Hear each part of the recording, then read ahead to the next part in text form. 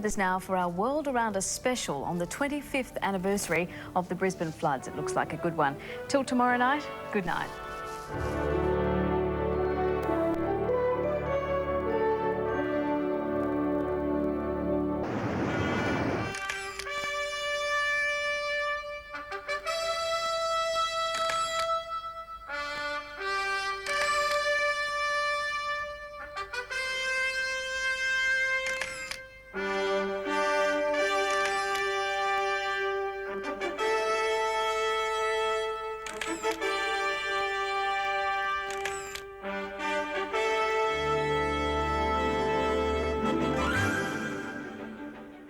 Hello folks, thanks for looking in on World Around Us. Tonight, a locally produced special of great significance. We're going to look back at the blackest days in the history of southeast Queensland this century as we relive the Australia Day floods of 1974. Now, you may wonder what I'm doing standing here on this grandstand at Suncorp Stadium. Well, the truth is, if I'd been standing here at the peak of the floods, my feet would have been in the floodwaters. It's now quite hard to believe that what was then Lang Park was covered by almost 2 metres of stinking, swirling brown water. Not only did the waters invade this, the home of rugby league, but also the homes of 15,000 southeast Queenslanders, throwing tens of thousands of lives into utter chaos. At least a dozen people died. If you lived through it, this program is going to rekindle some very, very powerful emotions. If you weren't here, what's coming up will quite astound you.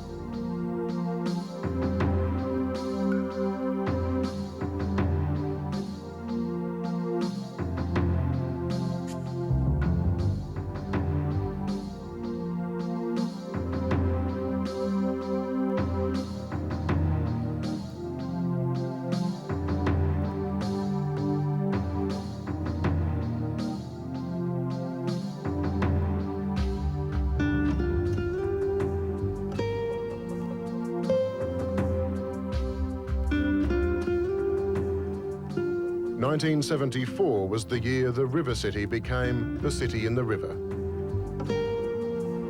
Festival Hall, Brisbane, 1999. To this day, no show inside has ever matched nature's outdoor performance over the Australia Day long weekend. This view of the Story Bridge from the Executive Building shows the water's occupation of entire city blocks, the big country town inundated. The same shot today showing the transformation into a modern city. Now the city's south bank is a playground, but it wasn't always that way. Before Expo, warehouses lined the river, all inundated when it burst its banks.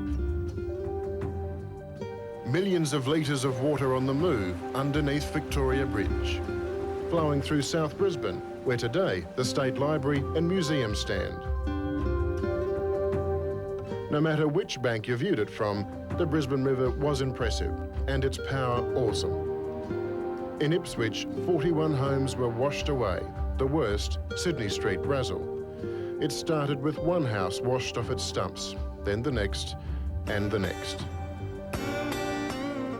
We actually saw a whole house floating down on the current like a cork. And then when it made contact with these huge gum trees, it just turned up on its side and smashed into a million pieces. It was absolutely amazing to see it. I couldn't believe it. A force that could pick up houses made short work of cars and caravans.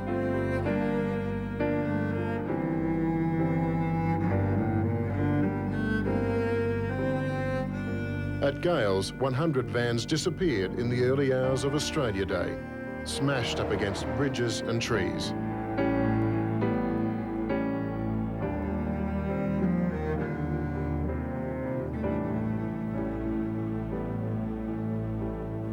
waves risked to retrieve them as parts of southeast Queensland were transformed into a sea.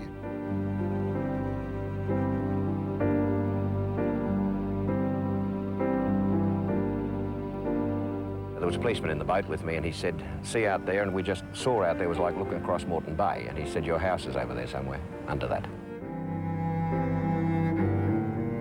There'd been flooding before, but never this bad. 67, 72, 74, and that was the daddy of them all. That really put the kibosh in everything. The official damage bill, $840 million, but the real cost was beyond counting. Many families lost everything. Well, we had the washing machine and lawn mowers and things. We took them all upstairs and we put them on tables and on top of wardrobes, but it was to no avail because it came a foot off the ceiling. Just asking a person where they lived was too much. Have you been back to see your home since? No, I haven't been back. Whereabouts is your home? 85 Sherwood Road, Rocklea. The flood destroyed lives. There was depression, suicide, and marriage breakdown. The biggest row we ever had was after the flood. Only one we had in our life. Well, I had a nervous breakdown after it. I will say that, didn't I, Dad? And that's why we had to sell out, because every time it rained, my nerves started going, and that was the end of it.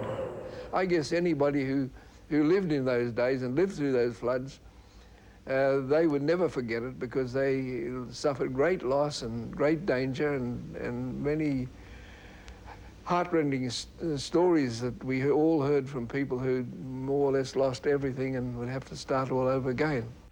And to top it all off, there were looters, cruel acts against people who'd lost everything. Because I thought, well, why? I mean, there was nothing to gain because everything was muddy and it stunk to high heaven. But they were the exceptions. The flood brought out the best in people. Thousands of volunteers giving their time, effort and energy to help strangers clean up and rebuild.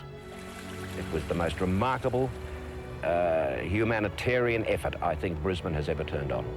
But it had to be that way, as everyone's world was turned upside down. In January 1974, the bazaar was commonplace. Stormwater drains sprouted water instead of draining it away. Surfing came to the suburbs. Girls in bikinis carried umbrellas. Fish were caught by hand in inner city streets. Traffic signs had nothing to control but boats. Bridge height indicators became water depth markers. Parking meters were the only reminders of a road below. The boat and bottle department was born. The beer garden at this South Brisbane hotel moved to the awning over the street, and the first floor window became the servery. Sporting venues were transformed. There was swimming at Lang Park. Boats moved freely in and out of Centre Court at the Milton Tennis Complex. A house completely intact became a hazard on the fairway at Brisbane Golf Club. Strange sights, strange times. This was the year of the river.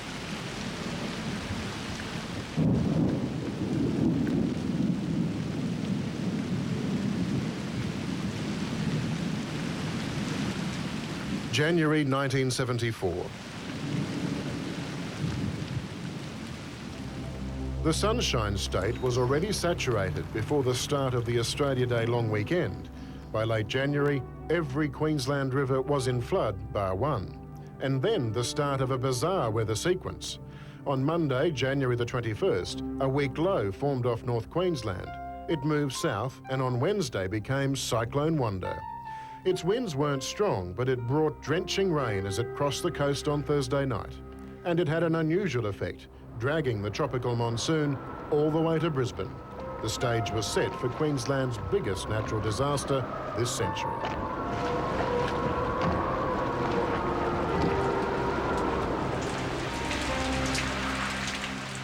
That rain was like standing under a tap.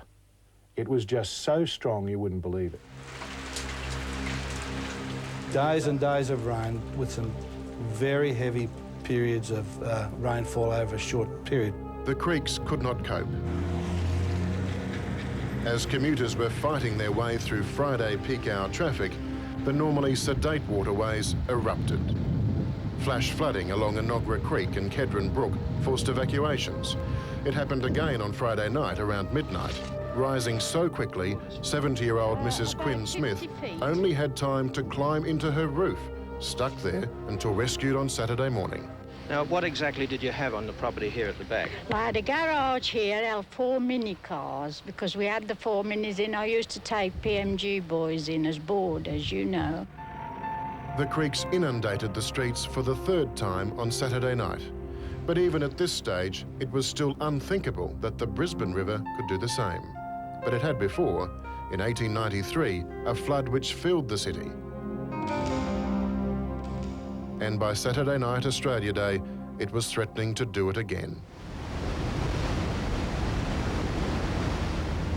Water sweeping down the Brisbane River had reached the junction with the Bremer near Ipswich. As the Brisbane swelled, it blocked off the Bremer and the creeks. It was like one wall of water pushing back against another. During the night of Australia Day, the Brisbane River finally broke its banks. The timing caught everyone off guard. The Australia Day weekend, people leave Brisbane in droves and they go to the coast or the north coast or whatever.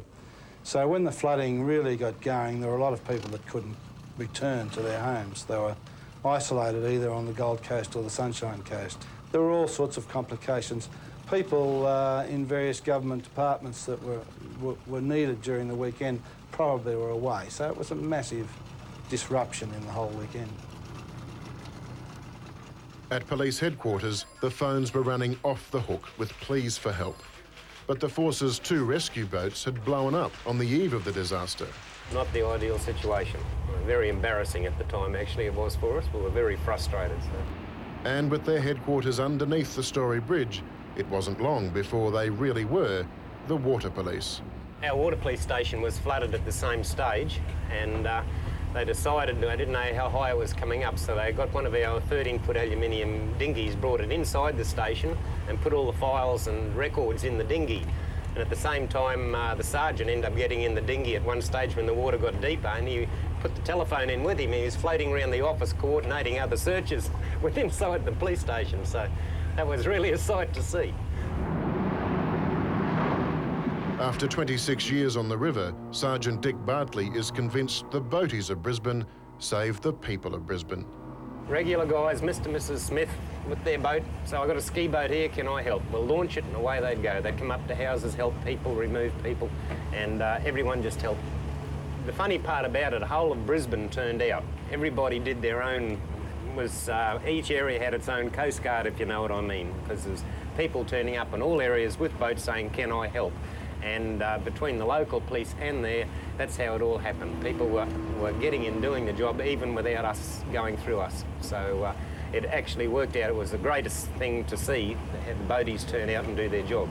I'd say everyone with a boat in Brisbane launched it and assisted. The problem was people refused to believe they'd be flooded. Residents stayed in their homes until it was too late. They had to wade, swim, or be rescued.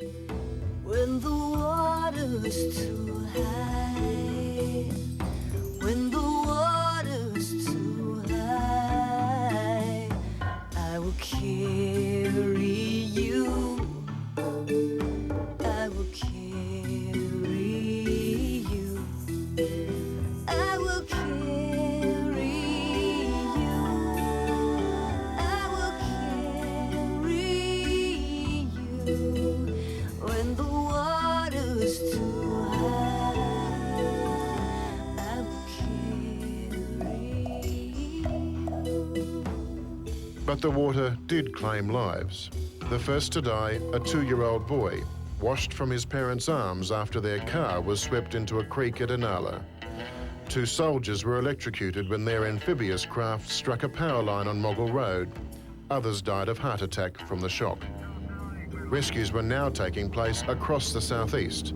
On the Gold Coast, thousands were evacuated as expensive canal estates flooded, a 12-kilometre inland sea stretching from Burleigh to Broadbeach.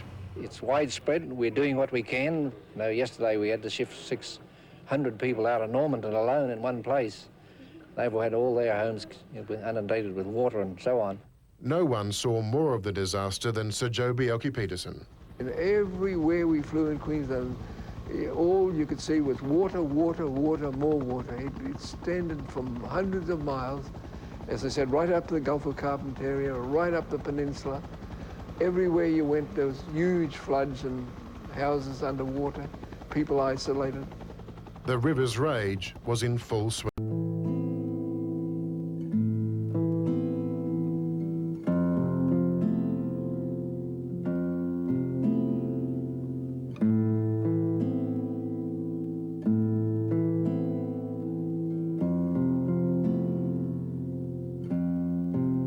The flood just wouldn't go away.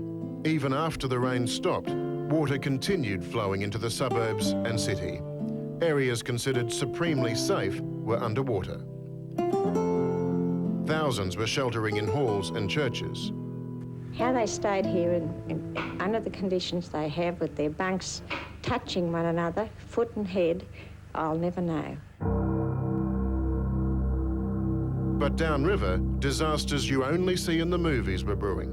The Robert Miller, the last great ship built in Brisbane, had broken free, a 62,000-ton oil tanker loose in the Brisbane River. The vessel was built in the Evans Deacon dry dock at Kangaroo Point. Now, a quarter of a century later, the site has been transformed into the luxurious dockside apartments. But back then, the tanker was awaiting final fit-out when its moorings were ripped out of the bank by an incredible force. It was a surge of water, really, that nobody expected. At least certainly nobody in our department expected. After breaking away, the tanker swung across the river.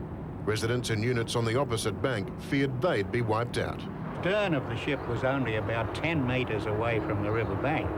And of course they're pretty close to the river bank, and she was an enormous ship, and she was up high, right up there like that, and it would have given them a terrible fright to see this thing bearing down on them. But there was an even more horrifying prospect. The ship was long enough to dam the Brisbane River, creating a larger flood.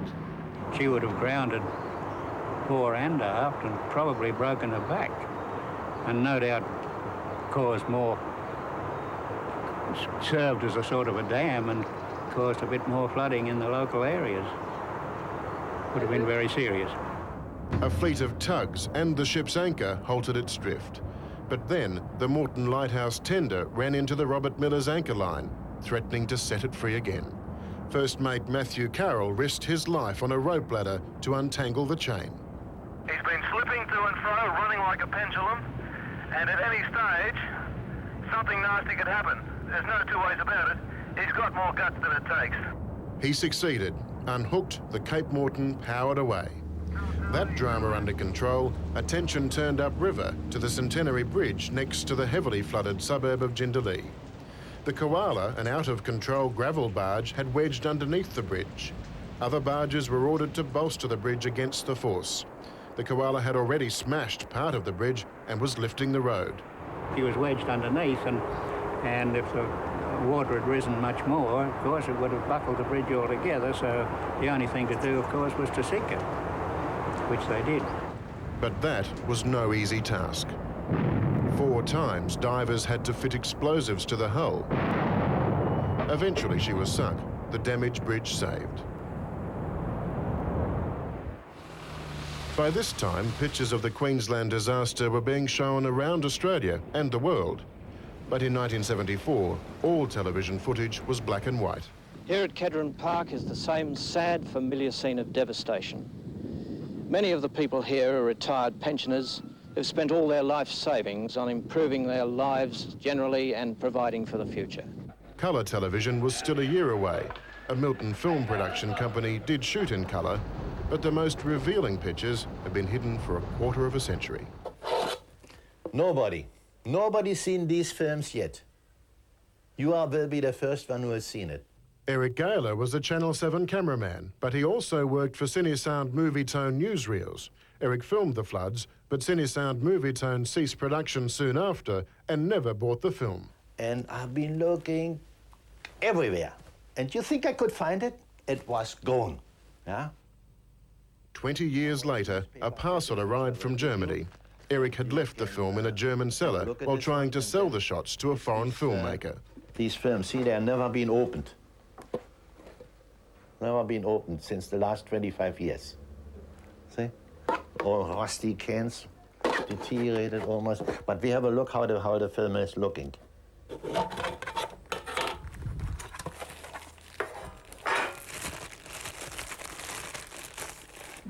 Oh boy.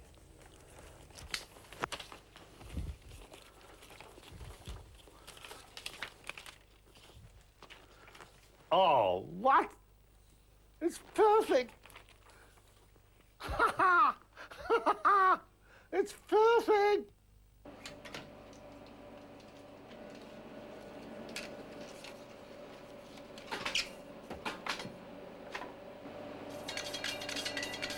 A technician at Cutting Edge breathed life into the 25-year-old film. The film's generally in good condition. It's apparent that it's being kept in possibly damp conditions. On one of the rolls there was a bit of fungus, a bit of mould growing. But you can see from the colour here, it's starting to fade a touch. But overall, it's in really good condition, fantastic. It holds up very well indeed. I'm able to grade it pretty much like any film that would have been exposed in the last week or two.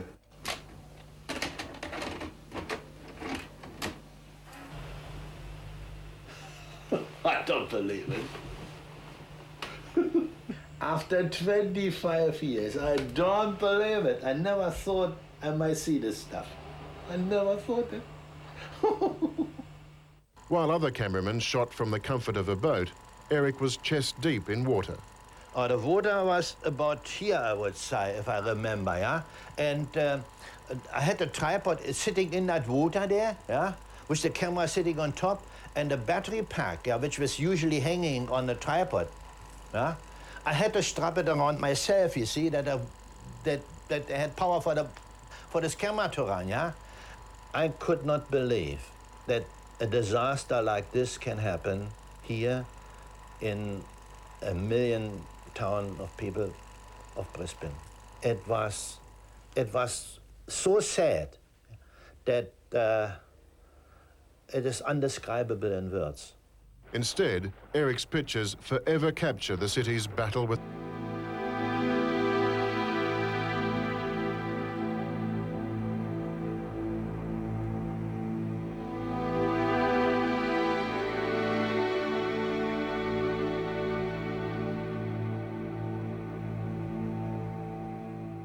Eventually, the water did go down. Residents returned home expecting the worst. What they found was far more devastating. I did expect it to look tragic, but not this tragic, you know, when we got here. We were on a cruise on the Himalaya, and we got word on through the wireless on the Himalaya, and then we come back to this. We're home, our car and everything. Something that's just beyond me. I am thankful that the base of the house hasn't shifted, because at my age of 75, I wouldn't attempt to build another new house, you know. I'm thinking in lines of trying to salvage this house if I could get it brought back onto new footings. I don't know if it's possible.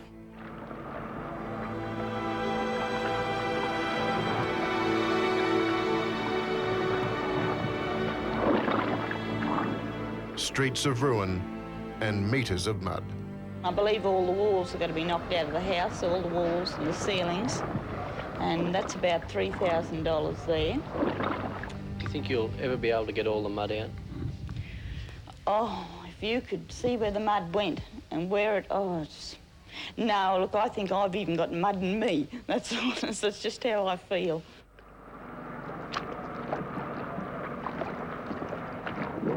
"25 years on, the mud is the most enduring memory. When you get a lot of rain, you can still smell the mugginess of the mud. Although you know it's not there, but it still must be in the timbers, because you do definitely still smell it. It stunk. Everything it touched, it smelled. There really was a bad smell. For ages, the house had the bad smell. Brian Cowell's house backed onto Oxley Creek. Everything he owned was ruined. It took a while, seriously, to correlate the fact that we were in a home that we had designed and had built, and yet we were in a strange place. It was like an underground cave. because it was filth. Mud had been right up to the ceiling. We had two choices. We could either have a nervous breakdown or pick up a shovel. I couldn't afford a psychiatrist with the house just destroyed, so we picked up a shovel and cleaned it. There was no way the residents could do it themselves. An army was needed, so the call went out. Colourful 4IP, Greater Brisbane! So if you want to help the flood victims of Yeronga, please come to the 4IP Operation Cleanup Centre opposite the Princess Alexandra Hospital on Ipswich Road. We repeat, do not take your car to Yeronga because there's so many fools around sightseeing and hampering the operation that it's unlikely you'll get through the traffic. Back to the studio. That appeal led to the next great flood of '74, the volunteers, armed with eagerness, elbow grease and open hearts. That was from everywhere outside Brisbane. They came from everywhere and took our clothes and washed them and brought them back, ironed and everything. People turned up I've never seen since. I wouldn't know them if I walked it past them in the road, who turned up and said, here I am, I've got a hammer, I've got a saw, I've got a paintbrush, I've got this, let's do some work. I didn't know. People just turned up at your house. For days, people lived in shelters or camped on neighbours' floors. And we're cooking on a portable gas barbecue, you know, and which we're sharing with the neighbours. We cook it first and they cook second, kind of thing. And the food centres here are keeping enough food up to us. I mean, we don't have excessive food. We've got enough, and so the kids think it's a picnic, as a matter of fact. But as the tips filled and mud cleared, many victims realised insurance was useless. Well, I've been told by the insurance company I can't expect any compensation at all from them. Is this for the house only or for furnishings? For house and furnishings, both. So that you're completely back to stop one? Yes, on everything that's lost. What are you planning to do now? It's all over. Well, all we can do is to wash it out and start again. Do you plan to remain in this particular area? Yes. There were grants, but not for everyone. We're knocked back because we earned $9 too much than what it should be. Business also needed help.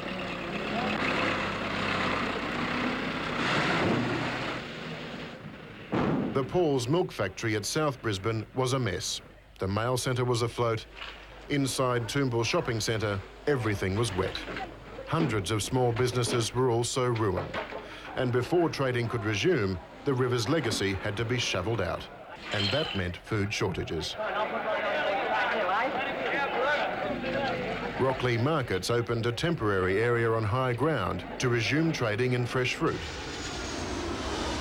The Air Force carried basic supplies. Tetanus was a concern. Doctors were giving up to 200 injections each day. Council had to fight mosquito and disease outbreaks. The cost to road repairs ran into the millions around the state. But easing the personal burden, millions generously donated by Australians. And of course, what disaster would be complete without a fundraising song to lift spirits? It had rained for days on end. It never seemed to stop. A cyclone wonder hit the land. It gave us all her lot. The banks of all the rivers gradually did go. Even places looking safe were swept up in the flow. Those heavy clouds hanging overhead, they look awful black. If we really must go down, let's go down by.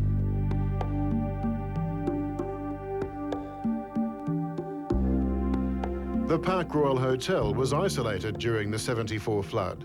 Today, like in many buildings, the high water mark confronts visitors who ask, could the flood really have been that high? Across the road, the City Botanic Gardens were closed for 9 weeks, staff hosing plants to remove chemically charged mud. But the flood actually enlarged the gardens. Today, the mangrove boardwalk sits on sediment deposited by the floodwaters. But the flood left more than just sand behind. many residents still have lingering fears. You worry sometimes when you get a cyclone warning somewhere and you think, oh, I wonder if we're right. Yes, well then if it's continual rain, we usually go over and have a look to see at the creek to see how far it's rising. Residents who lost everything have rebuilt, rebought and even repaired. But it came right up there. Broke my teeth out. That's the one that it smashed. As you can see, it's patched. But it's family treasures people still miss. These are the only two photos of two of the children I have left. I haven't any of my daughter. It would have taken only a minute to save them, but there were no clear warnings. There were a whole range of factors. One was that the people didn't expect to be flooded, and therefore they didn't believe the warnings referred to them. The Bureau predicted the flood peak 30 hours in advance. The warnings referred to the forecast height of the Brisbane Port Office, but they meant nothing to the people in the suburbs. The real problem was that the warnings were not conveyed to the people in a form that they could understand. Well, there were limited numbers of maps available before the flood in government authorities only. They were not readily available to the public. They should have been used to provide information to the public as to which suburbs were going to be flooded and which streets and so on were going to be inundated. That didn't happen. The other people in the warning system included the Brisbane City Council, the police and the Civil Defence Organisation as it was then. So why didn't they issue specific warnings? That's a good question. That's a very good question. Were suburbs warned?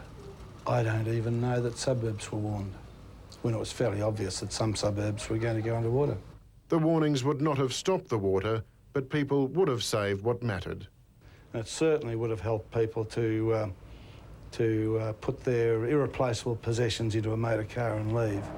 The old Port Office marker is gone, but you can still see a modern version at the Heritage Hotel. The recorders that were here at the time were down along the water's edge, and as a result, as the flood rose, they went underwater. The final recordings for the flood were taken off boards, which were attached to the Port Office Hotel here, and were done by hand by the marine officers from the top balcony, in fact. Amazingly, after a quarter of a century, debris gathered by the river and dumped in strange places can still be found. This was somebody's clothesline that was come down in the flood, wrapped around the tree. That's been there for 25 years almost now, a quarter of a century, and has started to get embedded and growing into the tree now. In much the same way, the event is embedded in our history. Oh, it's significant in that in the history of a nation, the tragic things always stand out. The wonderful successes always stand out. They're there. This was a tragedy in Brisbane, and we've had some wonderful things happen, and we have to remember both of them. I think it'll go down as one of the defining moments in the history of Brisbane. It's a time when the big country town, as it was then, really found itself faced with a major disaster. And the way the people responded to that was absolutely magnificent. I mean, old rivalries were forgotten, commercial interests were forgotten. People understood that this was, in many cases, a life and death situation, and people were seeing their entire lives float away down the river. It was, yes, as I said, a defining moment, not only for the city, but for the spirit of the city.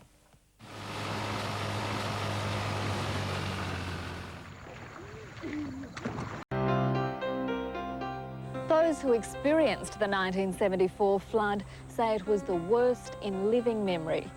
And if you ask people who live in southeast Queensland whether they think it could ever happen again, you'll find most of them shaking their heads and saying never. But never say never. Last century, 2 floods reached the same height as 1974. And 4 others, 2 within 2 weeks of each other in 1893, were much worse.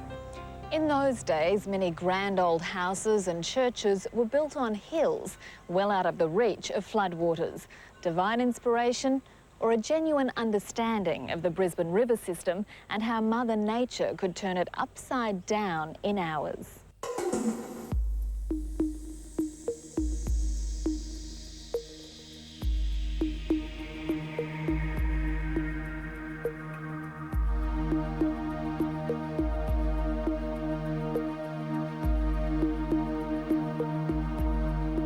Since 1974, the face of Brisbane has changed almost beyond recognition. If it weren't for some of our better-known landmarks, even the river itself would be hard to define. Apartments with cafe bars, gymnasiums and that all-important river view replace wharves, warehouses and workers' cottages. Throughout southeast Queensland, loads of landfill and new estates camouflage floodplains. Canal developments defy flood limits set by the state government in the wake of '74. And light industry with chemical storage, even essential services risk being inundated. It's as though the big one never happened or might never happen again. And that, according to natural hazard experts, couldn't be further from the truth. There's no question, it's not really a question of if, it's really a matter of when. Dingle Smith has made a study of urban flooding in Queensland and found the Gold Coast to be the most flood-prone local government area in Australia. There would be somewhere between 10 and 20,000 dwelling units, because some of them are flats, that would be flooded with a recurrence of the '74 flood. Now, the planning has now changed, so the position for the Gold Coast is miles worse than it was in '74. Fellow geographer Ken Granger has also studied natural disasters in Australia and overseas. His work for the federal government is dedicated to people protection, not if, but when the next big one hits. In Brisbane, the impact on buildings, on industry, on infrastructure, on roads, the economy would be absolutely enormous. We'd be talking of billions of dollars worth of loss. Like '74, loss of life would follow if we failed to heed the warnings. Significant areas that are on high ground would be without power for extended periods of time. The water supply would be affected. The sewage systems, bridges would be out, roads would be cut. So essentially the life of Brisbane would grind to a halt. It could happen any wet season. When it does, Wivenhoe Dam, built since the 1974 flood, may not prove to be the saviour politicians told us it'd be. Wivenhoe Dam would take an enormous surge of water that would relieve the city. Unfortunately, the perception in Brisbane of most of the community is that, well, the dams will stop it flooding. Now, that's just not right. If Wivenhoe is essentially full when the weather sequence commences, its capacity to retain a flood is virtually nil. Wivenhoe Dam can store enough water to fill Sydney Harbour 3 times. It also has a flood storage compartment about the same size. It sounds impressive, but even government officials have to admit Wivenhoe Dam would not hold back a '74-style deluge. The location of rainfall is the key. Another 1893 flood would be devastating, and it could easily happen. If, for example, rain fell with the same intensity south of Somerset and Wivenhoe dams, that is in the lower Brisbane River catchment, many residents would be swimming in it. We're really looking at a cyclonic depression that stalls in the Brisbane area for several days, and as it does that, then of course it's dumping copious rain, and generally the rainfall is enhanced where the winds are running into the hills at the back of Brisbane. A similar weather pattern hitting the ranges at the back of the Gold Coast is all it would take. West Woodbine's had about 72 mil in about the last hour. Mother Nature may be contrary, but technology is onto her. Better technology means more accurate and more timely predictions. 130 automatic stations in the catchment area measure rainfall and river heights. This information is compared with historical weather patterns on computer so Bureau forecasters can make their predictions. It's then up to the Brisbane City Council to tell residents how, when and hopefully precisely where they might be affected. If we get the same rainfall, yes, we could have another flood. However, what we have managed to do is reduce the impact of that flooding on the city. Brisbane City Council has poured millions of dollars into stormwater drains and flood mitigation. Within hours, it can set up a flood emergency centre, and it's identified flood regulation lines along Brisbane creeks, which were the first to break their banks in the flood of '74. In some cases, people do build below the flood regulation lines, and we warn them that they could be flooded if they do build below that line.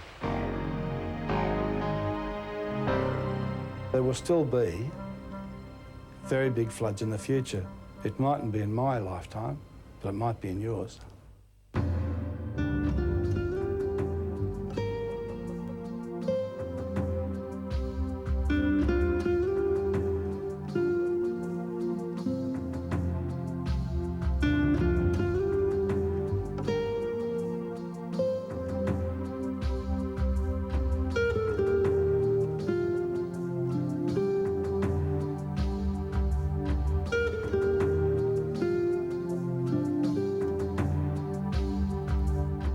In a moment on 7, police camera action, followed by emergency 000. And at 8:30 after the Gold Lotto draw, more of an outstanding season of tennis in the Day 6 night session of the 1999 Australian Open from Melbourne.